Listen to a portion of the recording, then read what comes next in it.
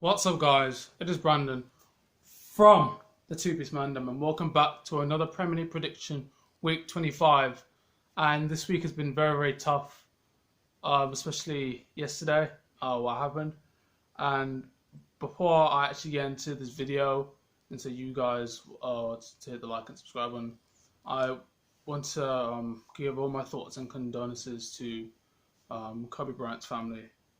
Kobe Bryant died in a helicopter crash on January the 26th, and he was a very unique person, a very unique man, world class, actually not even world class, a legendary basketball player that inspired me to watch basketball and play basketball and make basketball videos.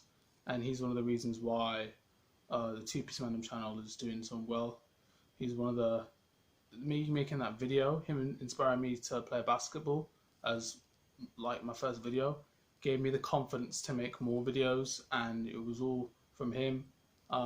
He inspired me to work hard, never give up, a huge part of my life, and I will honestly never forget him. I watched his last game and I miss him a bit. So if you guys could write in the comments RIP Kobe Bryant, I'd appreciate it. So getting into a few fixtures. Actually, before I get into the fixtures, make sure you click the like button, alright? And make sure you smash that subscribe button as well, because you're going to get weekly Premier League prediction content like this, and you guys don't want to miss it. So we're going to move into the first game, alright? And this is where I'm actually crapping myself, ladies and gentlemen. This is where I'm actually crapping myself. So for the first game, it is Leicester City versus Chelsea at the King Power Stadium. So we're against Leicester City away, and I do not see us. It's going to be a very, very tough game. It's going to be a very, very tough game. We know how Leicester like to play. Leicester City battered West Ham 4-1 at the King Power Stadium, and then there's us struggling to get a win against a 10-man Arsenal. So signs aren't really looking good for us, and our problem has just been unable to really kill off the game and put the ball in the back of the net, just to kill games off. And when you don't kill games off, you give teams chances to come back and score, and that's been our issue pretty much our whole season. That's been our issue this whole season. We haven't been able to kill games off, and we're not going to be the club that we want to be if we can't kill games off, because the best teams kill games off. I mean, look at Liverpool. They constantly kill games off. I mean, you saw the game against Manchester United. As soon as Salah put that goal in, he killed the game off. Leicester City are a very, very good squad. As we all know, we've watched them this season. We watched how they play. They were on a little bit of a winning streak. And it's going to be very, very tough for Chelsea to come up against Leicester City the way they're playing. I remember they played, first game was against us at Stamford Bridge, and they nearly won the game. Actually, they deserved to actually win the game because they played way better than us. So it's going to be very, very tricky for us to actually versus Leicester City and get a result. But I'm not really going to say, oh, we're going to smash them or we're going to win. We got to be realistic, right? I'm going to be as realistic as possible. All right? I'm going to say Leicester City 2, Chelsea 1, all right? And I know people in the comments are going to say, oh, how come you're not going for your own team? Oh, I thought you have belief in your team. Don't you support Chelsea? Yes, I support Chelsea and I have belief in my team. But at the end of the day, you got to be realistic, all right? You have to be realistic with these things and what's going to happen based on how we've been playing, how the players have been playing, the attitude. You have to take all that into consideration and make a result out of it. So yeah, Leicester City 2, Chelsea 1. Moving into the next game, ladies and gentlemen, Newcastle versus Norwich, which is actually at 3 o'clock. Newcastle in their last game got a 2-2 draw against Everton at Goodison Park, which isn't bad at all, to be honest with you. Everton, they're mostly dominant at Goodison Park. They play very, very good football at Goodison Park. They have more of a, they have more confidence there, especially under Carlo Ancelotti. It's very, very hard to get a result at Goodison Park against Everton. So fair play to Newcastle and Steve Bruce's team for them to get that,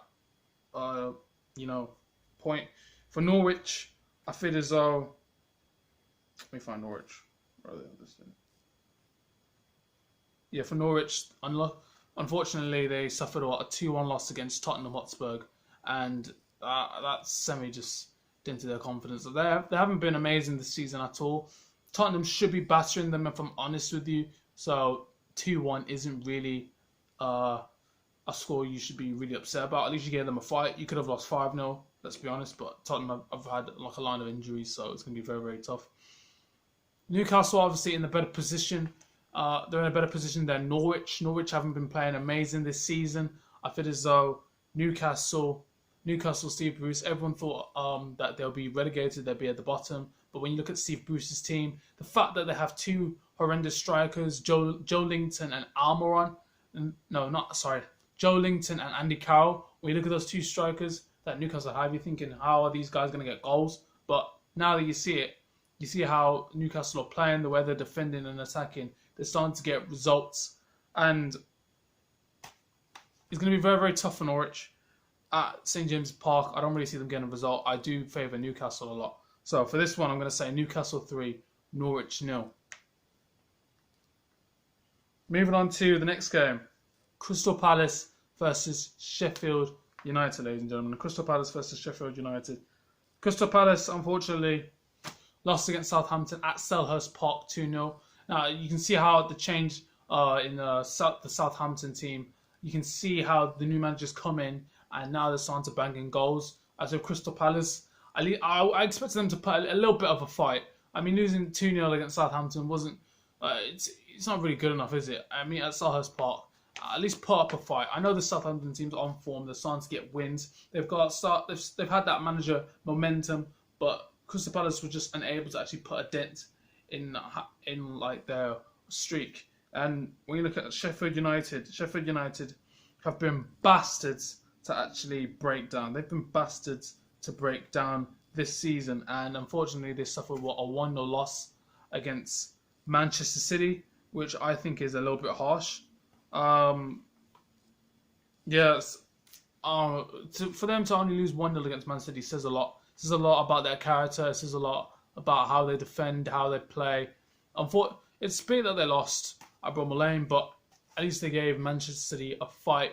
You can tell that this team's not getting relegated, just on the form they're in, how they play, the way they defend. Chris Wilder has really got that team defending the way he wants them to defend, and that's the problem that Crystal Palace are going to have.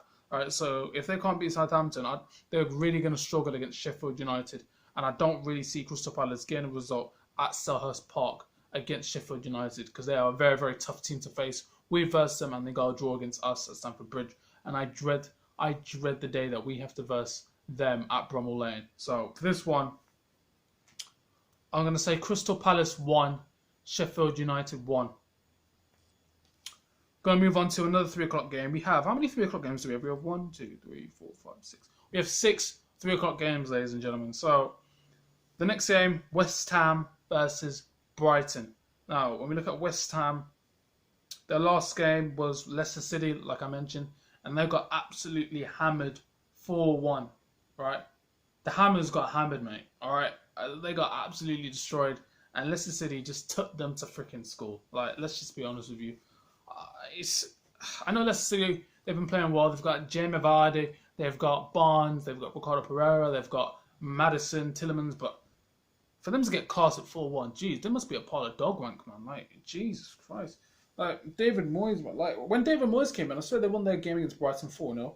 And then after that, they're just getting rossed. But it is what it is, isn't it? So they're gonna really, well, they shouldn't struggle against Brighton, if I'm honest with you, at the Olympic Stadium. And then when you look at Brighton, what was it? Yeah, they lost 3-1 against Bournemouth, which I was actually surprised about, because this Bournemouth team have been playing like ass. Yeah, we versed them, and we also got rossed 1-0. So, yeah, but for Brighton to lose against Bournemouth is very, very appalling. I didn't actually expect that. I actually expected Brighton to actually win that, based on the form that Bournemouth are actually in, and they're basically in relegation form. Let's just be honest with you. So it was very, very unfortunate for Brighton to actually lose that 3-1, and I think Brighton will pull up a fight against West Ham. I think West Ham, they will have a few chances, but Brighton will hit them on the counter-attack. They've got the likes of Connolly, Mupé, Aaron Moy, Trossard, So they'll really make an impact on West Ham, and West Ham do have the likes of Felipe Anderson, Huller, Mark Noble. So those players will try and impact the game and really force an attack onto Brighton. We'll just see how the game goes, really. So my prediction for that game, I'm going to say West Ham 2, Brighton 2. I think it's going to be a very, very tight game. Both teams really fighting for the points. It's just going to be tough. Let's just be honest with you. I think it's going to be tough for both teams. I don't know. I don't want to see any of them getting the win, if I'm completely honest with you. All right, next game, Bournemouth versus Aston Villa. So Villa have to travel all the way to Bournemouth. It's a winnable game. It's a very, very winnable game for both teams. This game also starts off at 3 o'clock. The Villa boys obviously beating Watford 2-1. Tyrone Mings scoring the goal in the 95th minute, so shout out to him. I think Villa played very, very well. Very lucky to get the goal at the end. Looking at Bournemouth's form, obviously their first win in God knows how many games. Like I just said, beating Brighton 3-1. So you can tell that both teams coming off a winning streak. It's going to be very, very tough for Villa, if I'm honest with you. It's going to be very, very tough. It honestly depends how Eddie Howe sets up his Bournemouth team. It depends how they're going to play, how they're going to maneuver Villa. Maybe he'll change his formation, maybe he won't. On the other hand, for Aston Villa, I feel as though they now have their striker. I don't know who his name is, but they now have their striker. And they really have to keep Jack Grealish fit at all costs, if I'm honest with you. Because if Jack Grealish is not fit for these games, then Villa are going to suffer massively. They are going to suffer massively. I think John McGinn is still injured. Wesley's still out for the season. So it honestly depends how Villa are actually going to play for the rest of the season and the rest of the few games. But I do see Villa getting the win for this, and I see Jack Grealish scoring it. So for this one, I'm going to say Bournemouth 0, Aston Villa 1. All right, moving on to the next game, Watford versus Everton. Now, like I said for Watford losing against Aston Villa 2-1. Unfortunately for them, it was very, very tough, especially the way that they played as well. You can just see how a lapse of concentration, or 5-second lapse of concentration, can cost you 3 points in such a very, very vital game of the season. And it's very, very tough for Watford to take in. I know that because we dominated Newcastle, and Isaac Hayden basically ruined our games by scoring in the 93rd minute. So I know how it feels. Watford fans, I feel your pain. I know how it feels. Looking at Everton, like I said, getting a 2-2 draw against Newcastle, playing the way they want to play. Maybe they should have won that at Goodison Park. Who knows? Carlo Ancelotti's still trying to find the bits and bobs in the squad. Yeah, it's going to be very, very tough. Watford have the likes of Deulofeu, they have the likes of Troy Deeney, Sarr, Doucouré. So with Watford, it's going to be very, very. Watford. It's going to be very, very tough at Everton. Let's be honest. It's going to be very, very tough for Everton at Vicarage Road. It depends how Watford's set up. As for Everton, Carlo Ancelotti, it depends how they set up. If I'm completely honest with you, it depends how they set up. It depends how the teams play. That's just really it, isn't it? And that's another game at 3 o'clock. So for this one, I'm actually going to say Watford 1, Everton 1. I think there's going to be a very, very tight game. I actually want to see how both teams actually play. Who's going to get the win?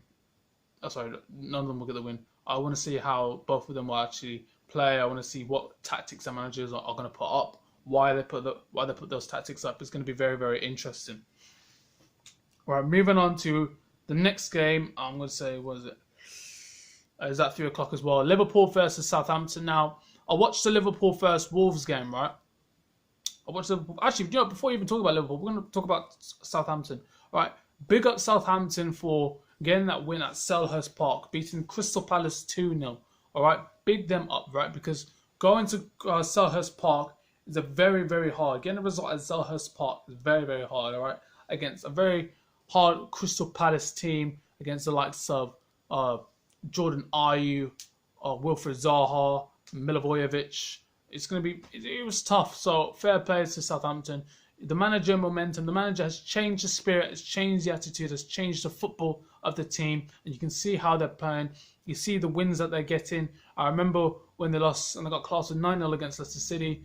It was just peak times. And then after that, as soon as Southampton come over to Leicester City at the King Power Stadium, Southampton win the game 2-1. And basically says, have some of that, your tosses. So, fair play to Southampton for getting the 2-0 win. You have to praise teams like this. You have to praise teams like this, ladies and gentlemen, because before, these guys were playing like absolute donkey shite, right? And then for the manager to come in, change the attitude, change the work rate, change the football of the whole freaking club, and get that win against Crystal Palace and to win 2-0 and bring them up. Get these bastards out of the relegation zone, right? And it's just fair play, mate. You get my freaking applause. 100% you get my applause, right? Now, giving Southampton a little bit of a shine, giving them their 15 seconds of fame. Now we're going to talk about Liverpool. So, like I said, I was watching the Liverpool versus Wolves game. I saw how Liverpool played, a goal from Henderson. I saw the Wolves goal, actually. A little chip in from Adama Traore and a header from Raul Jimenez. But it felt as though Liverpool had this game under control. I felt as though Liverpool were going to win it. I just felt as though they're probably going to score a goal at the 90th minute or later on in the 80th minute or something like that. I had a feeling, ladies and gentlemen. I had a massive, massive feeling. Because the way Liverpool have been playing, they've been scoring late goals left, right and centre. And it's just the way the players are playing, like the movement, the passing, the calmness, the composure from the two centre-backs, Virgil van Dijk and Gomez, the movement from Salah and Mane. I don't think Mane was actually playing in that match. I think it was Minamino or someone like that. But you have to pick up Firmino. I think he's the most underrated player. People talk about how good Salah is. They talk about how good Mane is. They talk about all these sick players. But the freaking player that people underestimate the most is Bobby Firmino, lads. It is Roberto Firmino. He has been outstanding this season, right? Any team in the Premier League would freaking take him. He is absolutely outstanding. I saw his goal. He's late, I think 83rd or 86th minute goal against Wolves. And he scored that. He absolutely hammered that. And it was just world-class play from Liverpool. There was a little nutmeg from Salah. Fell into Firmino's path. And he just tucked it into, I think, the top left corner of the net with his weaker foot. And it's just class. It's just class from Roberto Firmino. And he's just a world-class player. So fair play to Liverpool, right? So it's going to be... I don't see Southampton winning it. Liverpool, they're against Southampton at Anfield. They're still unbeaten in, 40 games or something like that. They're second with Chelsea's unbeaten streaks. They've tied us. So, yeah, for this one, I'm going to say Liverpool 3, Southampton 0. I don't really see Southampton getting shit from this, if I'm honest with you. Liverpool will just clock them like they have done for, the other teams. Right, move on to the next game. Manchester United versus Wolves. Now, Man United. Manchester United. What do I actually say about this team, right? What do I say, okay? Against Burnley. Manchester United lost 2-0 at Old Trafford against Burnley. Come on. Oh my God. Yeah, it's just... I don't know what to say about Manchester United right now. I don't know. Leave in the comments down below, right? Should Manchester United keep Ollie or should Ollie go? Is it Ollie in or Ollie out? You guys put in the comments down below because Manchester United should not be losing that game against Burnley, man. I saw the goals, man. I mean, that goal from Wood, it was just crap defending from Manchester United. Poor set piece marking. And then the second goal, fair play to him, it was an absolute rocket from Jay Rodriguez. It was a freaking goal. But Manchester United were absolutely poor, man. It was just such a poor performance at Old Trafford. And to lose against Sean Dice, it's just sad, man. It's just absolutely sad, man. It's hard to have any confidence in Manchester United. It's they'll turn up against big teams, right? But against small teams, they just lose. And this is not the Manchester United that we want. Not the Manchester United we want. It's not the Manchester United we actually want to see. I remember, right, when you see a Manchester United slaughter these types of teams 6-0. And now they're losing against Burnley 2-0. You'd be lucky if you get a draw against these teams. It's just absolutely horrendous, man.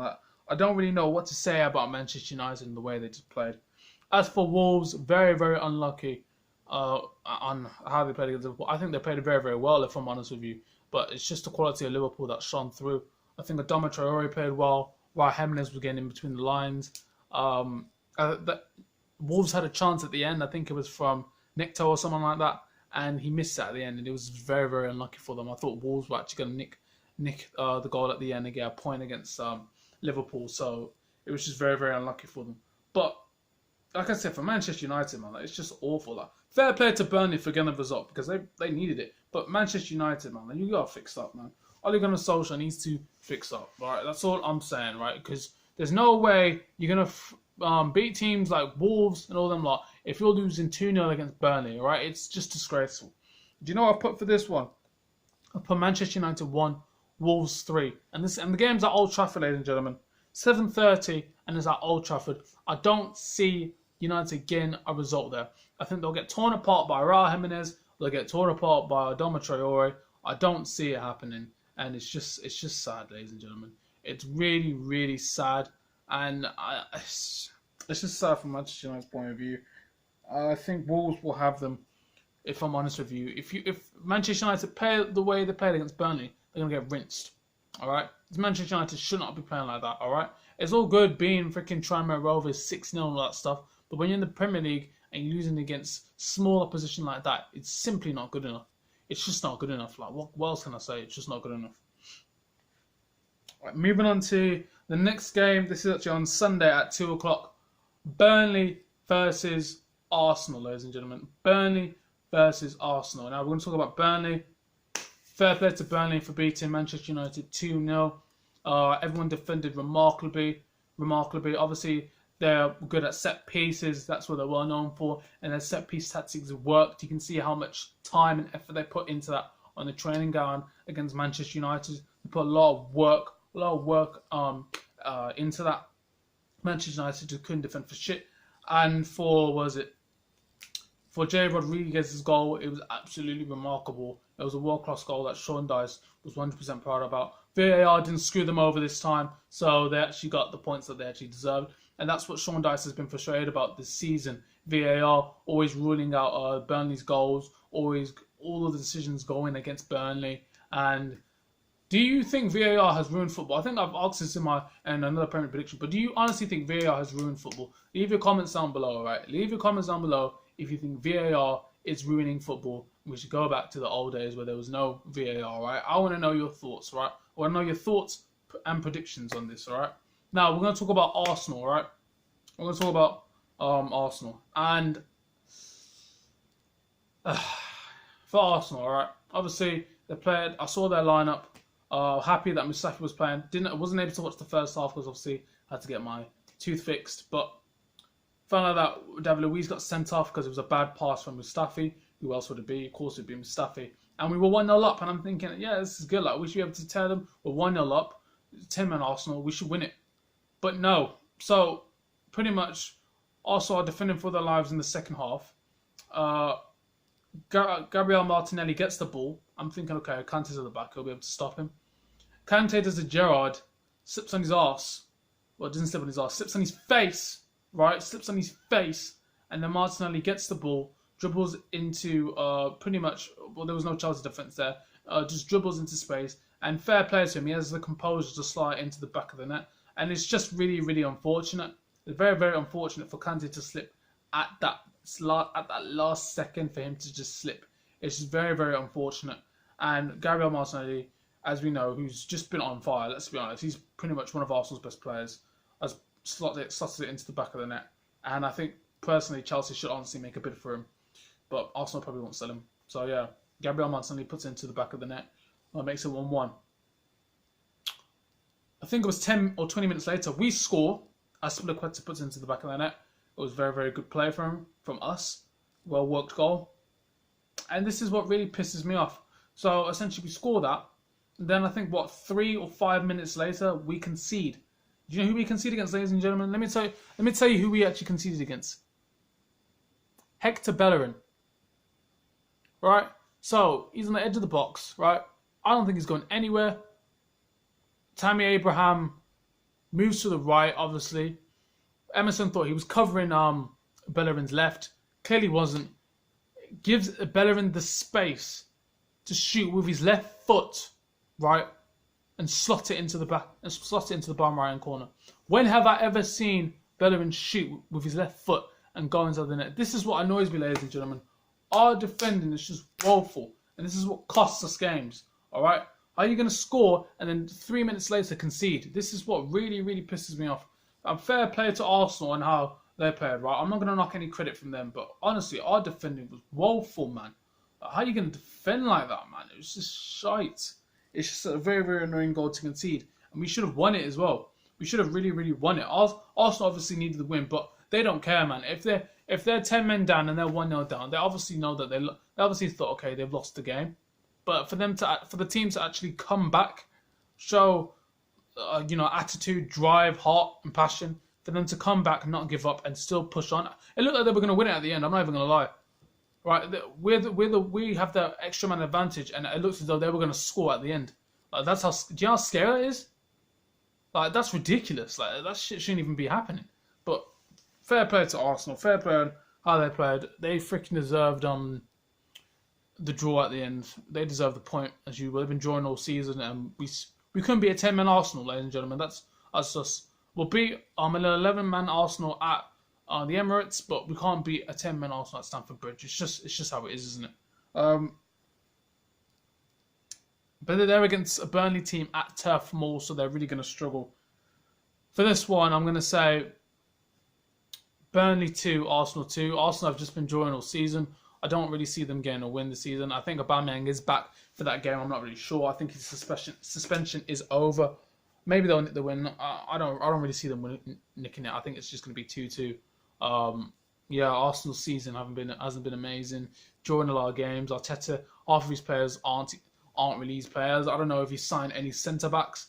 I think he has to, because the January transfer window is going to close in like 3 days. So yeah, I just want to see how this goes.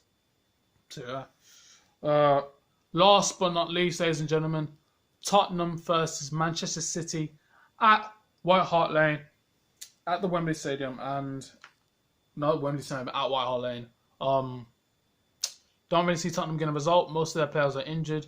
Harry Kane, I don't know if he's gonna be in the Euros. England have a striker crisis. We ain't got no Rashford. We ain't got no Harry Kane. Vardy, I don't know if he's gonna come back from retirement. I think we just have to play Ings. If I'm honest with you, Tammy's injured as well, so it's gonna be very, very tough for England and Chelsea. Manchester City, again, a 1-0 win against Sheffield United. Fair play to them. Tottenham getting a win against Norwich. If Tottenham set up the way they did, if Tottenham set their team up the way they did against Liverpool, then we'll see a difference. We'll see how the team will play. But if I'm honest with you, I don't really see Tottenham really getting anything from that. Mourinho's team, they just don't have the players to compete against Manchester City. Manchester City are on a whole another level. City won't win the title this season, but I reckon they'll probably finish second, if I'm honest with you. So yeah, that game's on at 4:30 on a Sunday as well. So for this one, I'm going to say Tottenham 1, Manchester City 4. I just see Manchester City clarting them, if I'm honest with you. I mean, they're known for going to big away teams and just smacking them up. I mean, look at Arsenal, man. Like, it just says it all. So it's just as simple as that. So yeah, Tottenham 1, Manchester City 4. And that's the end of this Premier League prediction. If you guys enjoyed this video, make sure you click the like button, right? Smash that subscribe button as well. All right. I want to know your thoughts in the comments as well. I want to know your predictions as well. I might screenshot them and put them into my next Premier League prediction. Who honestly knows? But it's just something new that I want to try. I'll see you guys in a bit, and peace.